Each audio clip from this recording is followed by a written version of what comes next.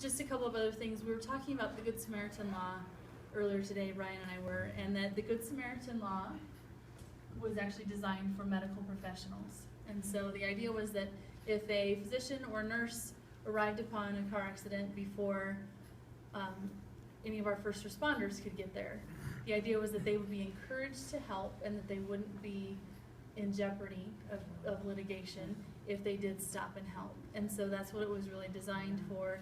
Now, it doesn't mean that you can't be sued, right? Because in this country you can always be sued. It means that in the event that you are sued, as long as you acted in good faith is what they call it, that's the actual terminology, you acted in good faith and did as you were trained to do, then you won't be held liable for that, right? And the goal is to always, of course, do no harm. And so if you just do as you were trained to do, you're fine to do that. And I would encourage you to make that moral decision that if you go, oh, I don't want to help, I don't want to get involved, right? That there's a lot of bystander apathy. People see things, and we see it all the time, and they go, that looks terrible, right? Someone should do something. That someone is you. You should get on the phone, call 911, at least get on the phone for them, or stop and see if you can help, or if they're okay. I think of that, was it on I-76, that officer that was holding that little 4-year-old to distract them? That there's always something that you can do to help, but that you need to step up and offer to help, because you need to think about if it's somebody that you know and love, and you go, we don't know them, or it's somebody's son, daughter, brother, whatever. They matter to somebody. So we would encourage you to stop and help, get help on the way for them, even if it's holding their little one to prevent them from seeing a horrific scene, something like that, that we would encourage you to not have that apathy and go, that looks terrible, I hope someone helps them. And I mean, I hear of it all the time, that I had King Soopers pharmacists that we train, and they talk about somebody going down in the store right in front of the pharmacy, right, which is a good place to go down because the pharmacists are trained, and that they were doing CPR and yelling for help. It's 5 o'clock. The grocery store is full of people, and everyone is just like, the crowd just starts to gather. People just gather and stare, right? That nobody's helping, nobody's taking control of the scene, nobody's going out, you know, to show how to get into the building or where the victim is. Nobody's doing anything helpful. They're just watching, right? And so you've always got to be thinking about, what can I do to help? How can I help? And it might just be moving everybody else away. Absolutely, and really the thing is, what Tracy hit on, think about this. I mean, it's your mom, it's your daughter, it's your son, it's your brother, it's your sister, it's somebody you absolutely love, okay? Don't be this person. Yeah. Oh, yeah. And don't be this person. Yeah. Okay? Walk right over. We want you guys to think about it that way, okay? My We mom, want you. they actually saw that. Somebody had a Yes. seizure, and that people were literally, Yep. yes. They do. Yes. You can see videos all day long in New York. Unfortunately, it's so sad of this. Yeah. Video recording, and I hate it. I hate the day of the cell phone, because I don't think it was the reason why, but for some reason morality and people choosing not to go ahead and help, and instead of not even helping, not even calling police, let's videotape this. This will be, no, it's not cool. Okay, life is life, and life means something to somebody, okay? You've got somebody that means something to you. That person, whoever it is, means something to somebody, okay? So please. The other thing too, a couple of other things worth mentioning before we open it up for the official questions, what questions you guys have, and if you want to work on the mannequins, we brought more mannequins too that we can get out. Symptoms for stroke, there are lots of lay-friendly posters that we have published. Stroke has always been the #1 cause of a lifelong debilitation. Within the last 6 months, that has moved down to number 5 on the list, right? That's staggering. That's a significant difference. I'm convinced that it's because we're teaching people how to recognize them earlier. Yeah. So the acronym that you might see, now HART hasn't published anything yet, but I look for them to in December with their new guideline update, is the acronym FAST. That you're looking at face, arm, speech, and time, and you see them everywhere, right? You're looking for facial droop, to where if you ask them to smile at you, one side is frozen and they can't move it. It might even be drawing downward. The arms, you would ask them to lift their arms, EMS will assess them with something called the Cincinnati Stroke Scale. They use the NIH scale. I can't think of what NIH is right now. I lost it. It depends on where you are with what they're doing. But some places they're treating strokes in the field with the clot busters, or what we call TPA, the fibrinolytics, to bust up those clots. But so they raise their arms. They'll have one arm that is drifting. They'll think that it's like in their mind it's here, but it's really here. Speech. So maybe their speech is slurred, but it might not just be that their speech is slurred. It might be that they can't talk. Okay, so that it's a speech issue, not only slurred speech, but that they can't speak to you, okay? That they still are very aware of what's going on. It's very scary for the patient, but that they can't say anything. So any of those things are a 911 phone call, that if they are resistant to help and they say, no, I'm fine, I'll call my doctor, that is a 911 phone call. Let EMS get there, let them assess them, and then they have ways of being very persuasive that are very effective. And then the last part is time. So it might be that they're interested in knowing when was the last time that someone saw that person normal, right? When you go, well, an hour ago they were outside mowing their lawn, they were fine then, and then somebody came home and they were, they couldn't speak, or they were drawing down on one side. You don't have to have all of those things present to have a stroke. Could have, but you don't have to. In teaching expectant families, where I teach, I just had a 29-year-old mom at 18 weeks of pregnancy have a massive stroke. Okay, so she came and spoke at our annual event in April.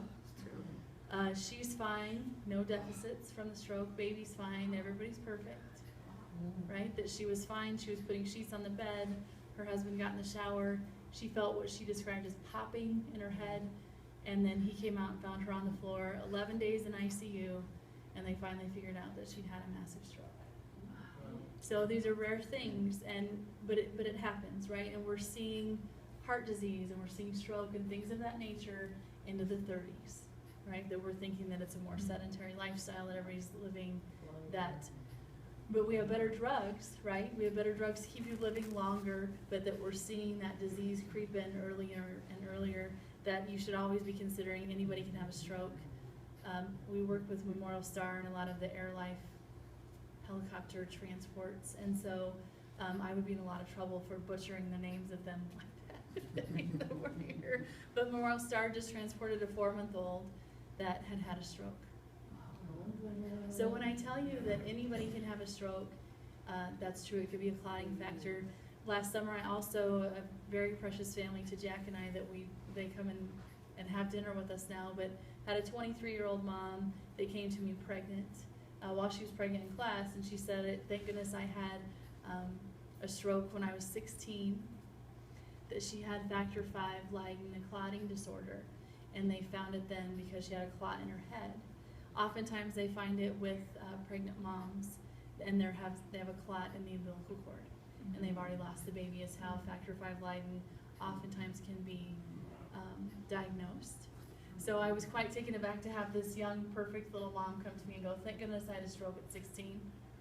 So then they knew that she needed to be on blood thinners for her pregnancy. So it can be with anybody. I would suggest that the procedure is there because it could be okay and it could fail, and you still need to keep going. For CPR? Yes. So the AED is going to analyze every 2 minutes, and so during that time you do 30 and 2, 30 and 2, it will tell you it's reanalyzing, that you stop touching the patient, and then it will reanalyze, it will tell you to shock if it's necessary. It only shocks 2 heart rhythms, at least the automated defibrillators do. The monitors at EMS are very different, and they have more drugs, but these monitors, or these AEDs, are only useful for VTAC and VFib, which are the most common heart rhythms for a heart attack. So they're most effective for a common heart attack. That's what they're used for. And then symptoms of a heart attack, that men present very differently than women, right? Men are going to have center of the chest, crushing pain. I have an elephant on my chest. They call it diaphoretic, so they're sweating. They might have radiation of pain down their arm, into the jaw, things of that nature, very classic signs. Women don't present that way at all. I have paramedics that come into my office and they say, look, if I go to get a woman and her ankle hurts, I'm gonna put the 3 lead on her, we're gonna do an EKG just to see what's going on, and then they might do a 12 lead instead of just a 3 lead to see what's going on. If a female tells you, I just don't feel right, that should be cause for concern. They're missing it for the perimenopausal and menopausal age group for sure, but that we see more gastrointestinal issues with females. We see more center of the back in between the shoulder blades is where we see a lot of that pain coming from. Even neck pain. Skyridge had a case where a lady had severe neck pain where she thought that she needed like a chiropractic adjustment, and it was a heart attack. Okay, but that fatigue can be a major part of it too if they've been more tired than lately. That just know that they're not going to present typically like a man. It doesn't have to be center of the chest crushing pain. That it presents very differently. This will be quick, but it's so funny, I have to tell it. My mother, when I went to California to work, she was used to having 7-Up because the indigestion, which is the Sure. heart, she would take a sip of 7-Up, and she would always have her 7-Up. And I told her when I left, don't be afraid to call the police, they'll come help you. So she called them and she said, I'm out of 7-Up, will you please bring it? So 2 police officers. I hope she got somebody like Brian that went, yes. Do you want a 2-liter or a 6-pack? So 2 officers showed up at her door with their guns drawn. Sure. So they see it's a little old lady, and she says, all I wanted was some 7-Up. So they were smart, they wouldn't leave. But in the procedure, they have to call the ambulance, they have to call the fire department, da-da-da-da. She said, I ended up with 11 men, they were so handsome. In her living room, and they finally persuaded her. It took them 6 hours to persuade her to go to her doctor. And she was having a heart attack. Wow. It is just amazing, and it's funny as hell, but at the same time, the 7-Up ginger ale is a giveaway. Yeah. Wow. It can be. The other big difference between men and women having heart attacks is men can usually sustain and have a couple. It's not true for women. Women will put it off and put it off and put it off, right? You have to finish the laundry.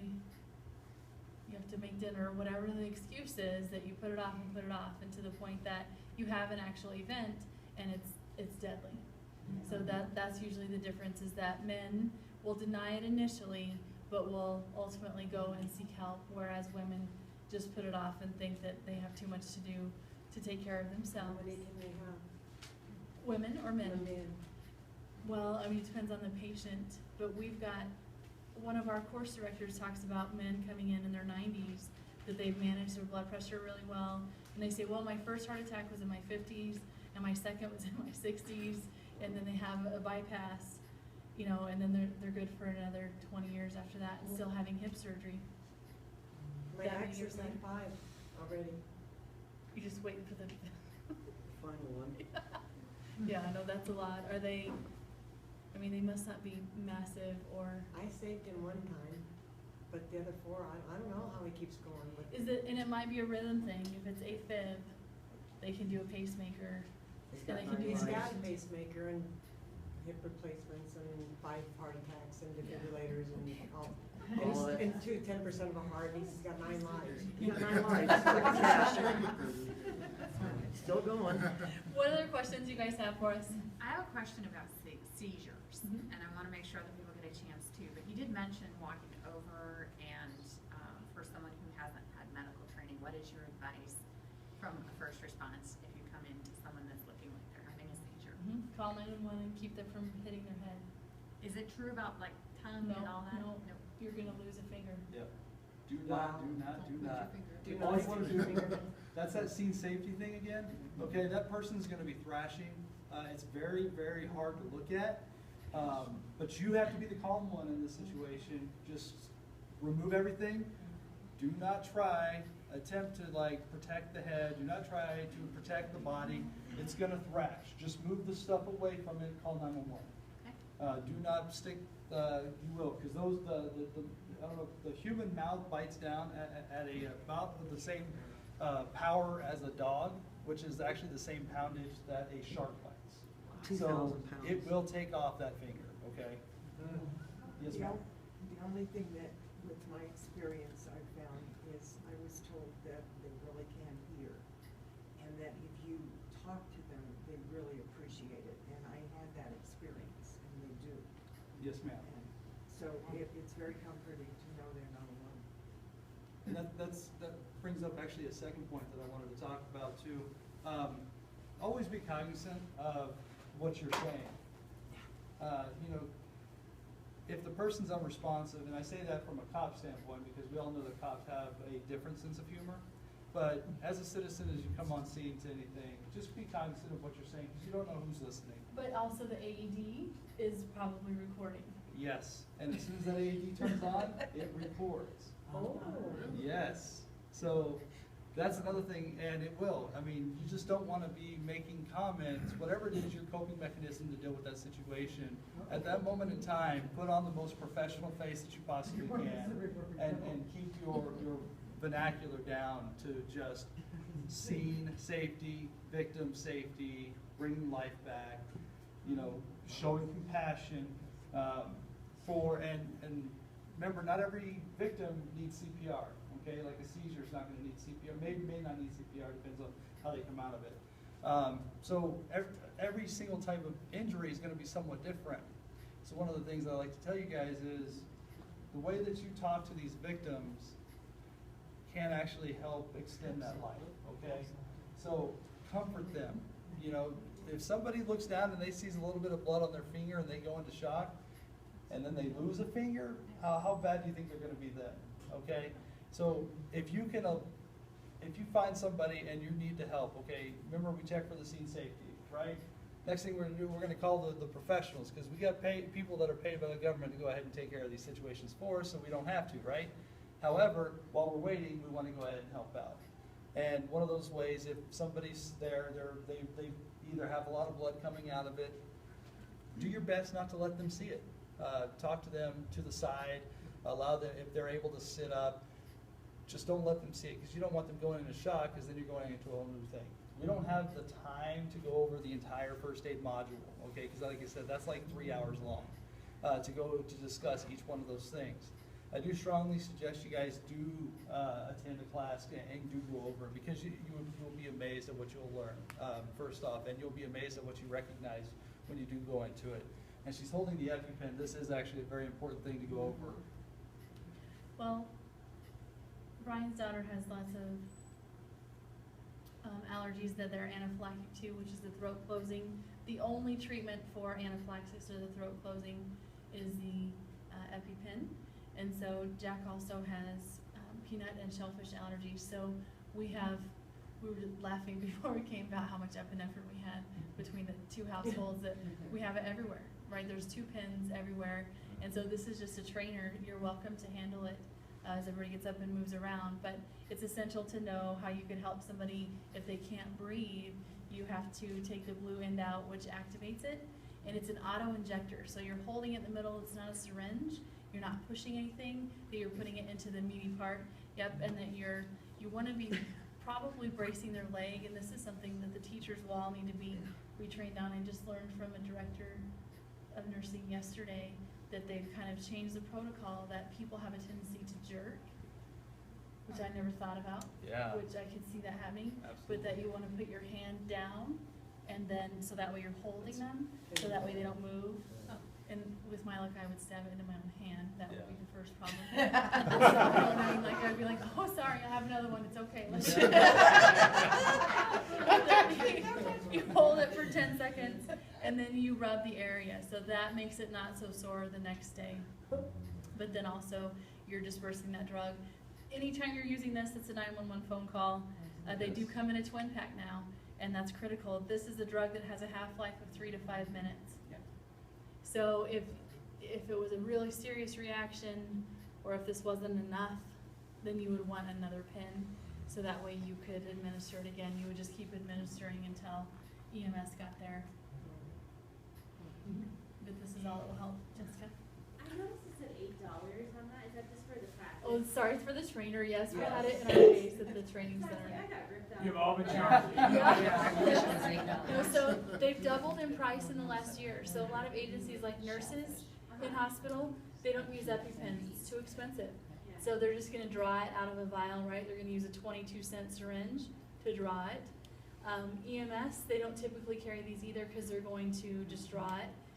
They've doubled in price from $125 per pen to about $250. So they've really gone up in price, and so If you don't have Why- one, I why? can tell you. there's only one manufacturer of the EpiPen. There's another manufacturer called the AviQ, and it talks to you, but they've got the market.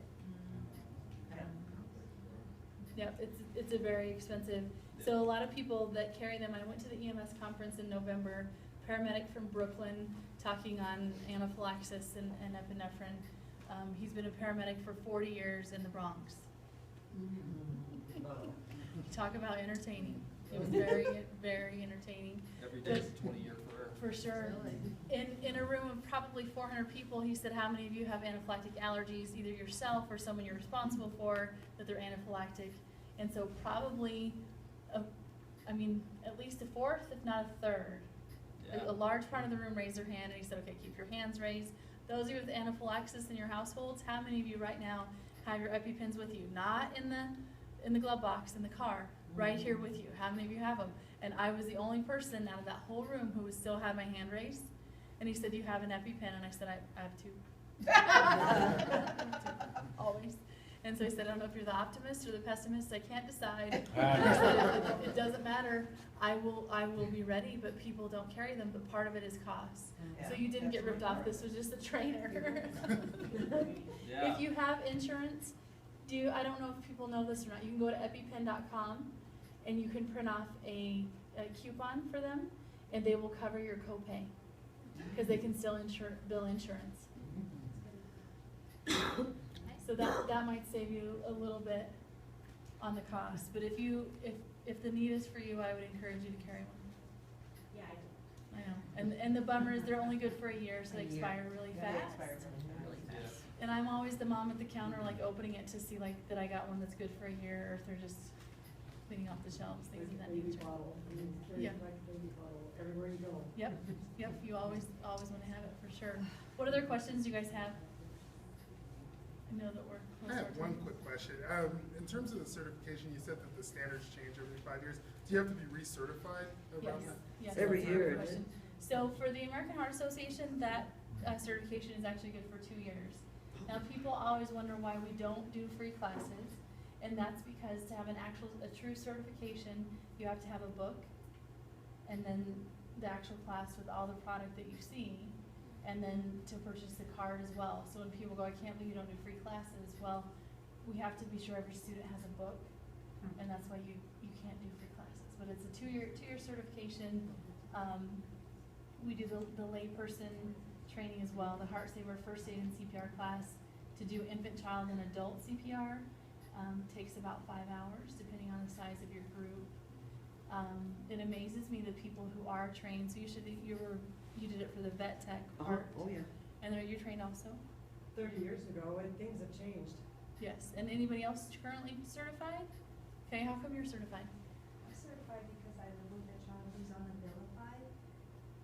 Oh, I'm on that. Oh, you do need it. It's not prescribed for children, but the parent who got the child had to put the child on because she was so depressed. Wow. Crazy Yeah. story. And you guys had a question about price, right? Yeah. So our layperson classes are $46. That includes the book and the course fee. And then for basic life support, which will cover going into any sort of nursing school, just as a basic, that's $51 as a course fee, and then $14 extra for the book. So $65 total for Good deal. life That's not a support. bad deal. basic life support. Where do we sign? I got a book. Yeah. Well, and we brought cards, so you're welcome to register on the website, and my email and contact information is on there too. And we do classes days, evenings, and weekends. And we can send an instructor to you also. I mean, you can even take Brian if you want. Only for the class. All right. Sorry, Linda. Yeah. Sorry, only for the class. It's only for a couple hours. And you guys will see a completely different. She says that, but I'm one of the most passionate people when it Yeah. comes to this. Well, I think when it's real, when you know that you could be doing this, I've never actually done it on anyone, thank goodness. But the one time that I thought that I was gonna have to do it. Jack and I live across the street from my dad, and they were calling me. It was Christmas night, 10 o'clock, and they were calling the home phone, the cell phone, the home phone, the cell phone, where I couldn't get to either phone. And so they were calling because they thought that he had had a heart attack. And so as I walked across the asphalt, my bare feet, that's whenever I kind of woke up and went, okay, this is real, that I'm a statistic. So we know if you don't work in the healthcare field, I think even a vet tech could be considered the healthcare field, right? So if Oh, you're yes, not in the definitely. healthcare field, then we know that if you do CPR in your lifetime, it will be on somebody you know and love. And potentially it could be a choking victim as well. Can you come here? Sure. So the other thing too, I'm not gonna do it, I promise I'm gonna choke him. No. So the other thing too, they called it the Heimlich, but Hart quit calling it the Heimlich whenever Sounds Dr. terrible Heimlich, name. actually, he died. Oh, my And, gosh. I don't know if it was from choking, I hope it wasn't from choking, I don't think it was, he died. He died at any rate. And, his kids wanted royalties for every time the American Heart Association put it in print. They wanted a check. So we call it abdominal thrust, but so if you follow somebody's hips around, Uh-huh. you'll be right at about their belly button, you make a flat fist in, okay? Now Jack's bigger than, he's taller than I am. So if he passes out, I've gotta be ready to catch him. So I'm gonna brace him, Oh, wow. so that way I can hold him, and then I would just pull in and up. Yeah. I think my mom, She just had saved seen my mom, yeah. Pepe. Really? She just did, saved my mom from choking. What was she choking on? Potato. Salad, and she turned purple. And I couldn't take her out, She but screamed Luann for just me. came right up and bam. She screamed for me, and I went, bam, bam. I screamed, yeah. she I did. did the Heimlich maneuver also on my mother at Senior Pepe. She's choking on a chip, Uh-huh. and it got stuck, and so I had my mom go outside, and I did the Heimlich, but I couldn't get my arm around her. Uh-huh. I don't know how I did it, but I did a Heimlich, but the chip It's not shot that out. like anymore. I know, but it shot out clear across the parking lot, so it does work. It really does. Yep, so, Thrust. and what you're doing, that abdominal With the thumb thrust up. actually pushes the air, right? So you're Yeah, pushing pushes the air the- against the Your diaphragm. diaphragm up. So that's a good question. So this is not an American Heart Association recommendation, but in 2000, How about we tell them what the recommendation is? well, the recommendation is a double thrust. The recommendation is going around the chest. He You hears can't his get your arms mom. around and try to get your arms around your You chest. want to Right, he up hears his like- mom talk about policy a lot, Okay. apparently, right? Yeah. He's listening, yes, good job. Yeah. But so if it were me, but yeah, somebody has to keep track of me. But there are some people though, I don't think I could get my arms around their chest even, right? I It's could, harder than you but think. I couldn't be On a effective. band or something. Right, and so in 2000, the Heart Association used to recommend, and it was mostly for drowning victims, that you would straddle your victim and you would put the heel of your hand at their belly button, right? That you would do abdominal thrust Do that it way, this way. that you would hit it right here, that you would hit this way, and it Yeah. would come up. If they were Yeah. on the ground. If they're laying flat, yeah. Right, but I think about that like with my stepdad, he's a large man, It's and hard. there's no way I could get my arms around him.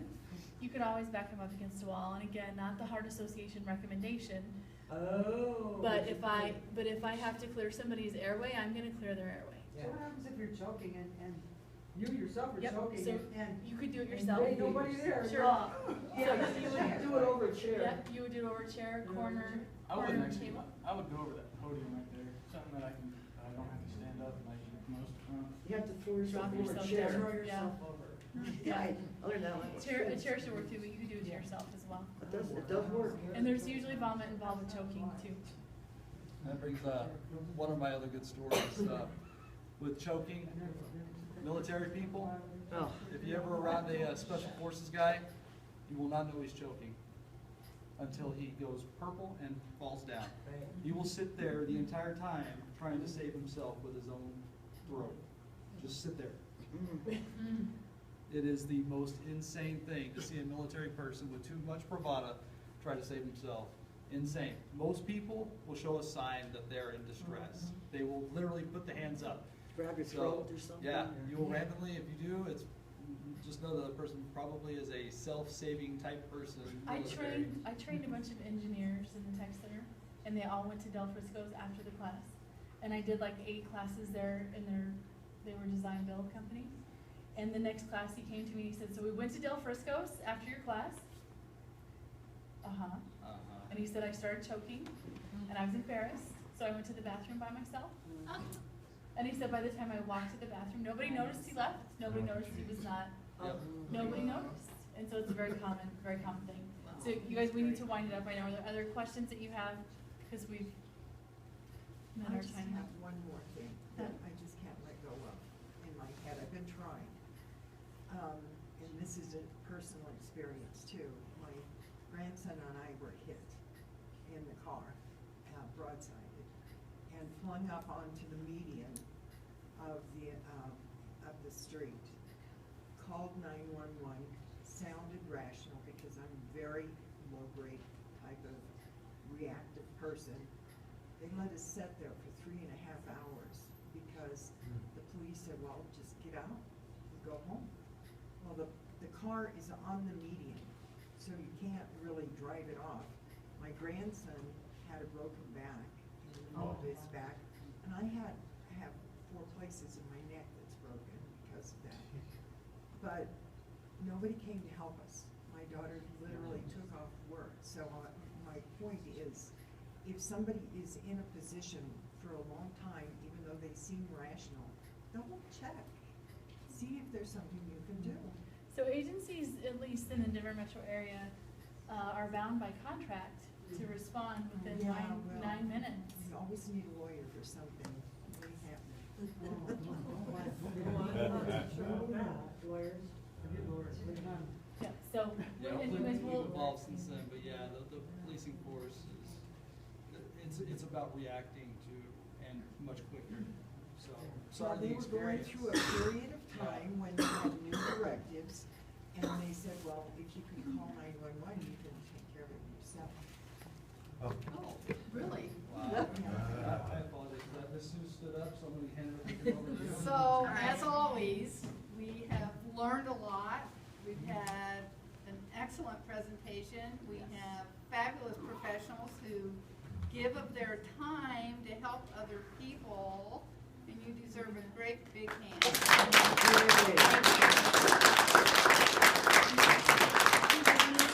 for any questions that you have, and people can handle the mannequins. So do you guys have official business that you need to do? We can No, just take we a seat don't in the have, back. we don't really have a business meeting Okay. at our town hall, so Okay. we focus on the topic at hand. Okay. We may have a couple of announcements. I know that, I'm guessing some of us were watching TV this afternoon when the verdicts came in and heard that news. And I have heard that there are 2 memorial services on the 20th. One here, because there were 4 students from CCA. And they're unveiling a plaque for them. And I think it's at 6 o'clock, but you probably want to go on the CCA website to check that. And then there's another service that's happening, I believe, at the Municipal Center at about 7. But please go on the city's website for that. So there will be some opportunities for remembrance and thinking about our victims and families. And of course, they'll be awaiting the final verdict on Wednesday, I think, is when that deliberation will start. So anyway, I know we were all thinking about them today. And just want to remind you that we do have a town hall on the first Saturday of the month down at Smoky Hill Library, and that's at 11 in the morning. And that's generally Senator Carroll and Representative Buckner and Representative Melton doesn't usually come to that one. It's a little farther east than. We're joined by Senator Todd, I think. Yeah. Senator Todd does attend that one as well. And then there's a Monday morning coffee on the first Monday of the month over at Mimi's at 7:15 in the morning. And Representative Fields and I usually host that one. So everyone's welcome to come. And the next one will be August 3rd. So if you're up that early in the morning, come on over. We have muffins and coffee and conversation. So, any other announcements that we need to make, or? Okay, well, thank you all again for taking time out of your evening to come and learn something really important, and for sharing ideas with us, and that's what it's all about, is community getting together and learning and helping each other and being good citizens. So thank you. Give yourself a